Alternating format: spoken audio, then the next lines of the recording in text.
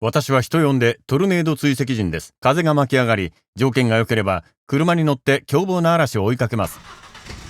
狂ってると思いますか？そうかもしれません。でも空の猛獣を追跡するのは研究のためです。私が知っていることを皆さんに紹介します。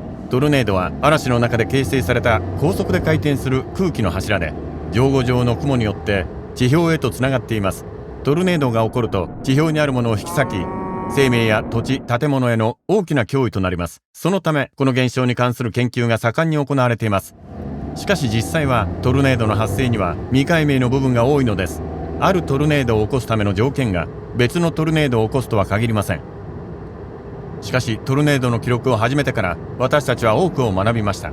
トルネードが空で起こりそうな時、兆候をどのように読み取るかなどです。一緒に乗っていきませんか？トルネードは積乱雲とともに始まりますが、ただの積乱雲ではありません。その強力でそびえるような積乱雲はスーパーセルと呼ばれます。高さ15キロ以上にも及び、強風や巨大な雹、時には洪水や凄まじい雷を起こします。これはトルネードを生む種類の雲ですが、その発生はある特定の条件が重なった時だけなので、嵐を予測するときにこの手がかりを計測して注目するべきです。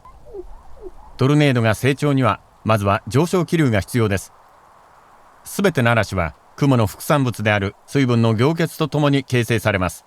凝結によって熱が解放され、熱は強い上昇気流を起こすエネルギーとなります。凝結が起こるほど嵐雲は大きく成長し、上昇気流もより強いものになります。スーパーセルではこの機械の上昇力は特に強いものです。大気が上昇すると方向を変え、もっと早く動き始めます。最後に嵐の底面部分での水分が多い時には巨大な雲の土台が形成され、ここまでに至ると後にトルネードに持続力を与えます。もしこれらの条件が整っていると、嵐に囲まれた渦が発達し、幅と高さを持った回転する空気の管が形成され、上空へと引き上げられます。メゾサイクロンです。外側の冷たく乾燥した下降気流はメゾサイクロンの背後を取り囲み、後方下降流となります。こんな展開は通常は起きませんが、メゾサイクロンの内側と外側の大気の間に激しい温度差を生み出し、トルネードを成長させる不安定の度合いを高めます。メゾサイクロンの下部は狭くなり、風速が増します。とても稀な模試ですが、上後状の空気が下降中、親雲の底面にある湿った雲底とぶつかると、親雲を取り込んで壁のようにそびえる回転する雲となり、親雲と地面の間の架け橋になります。そして回転する雲の筒が地面に達した瞬間にトルネードになります。多くは小さく短命で、風速100キロから180キロ程度ですが、1時間以上も続いたり、風速が320キロ程度になることもあります。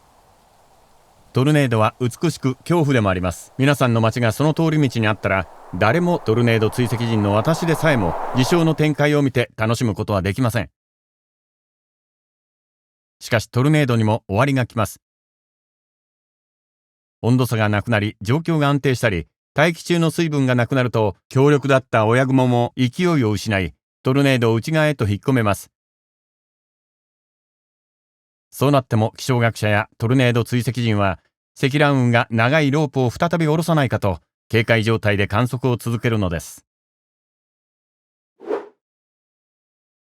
これらのビデオで学んでください。チャンネル登録で新たなことを学ぶチャンスを。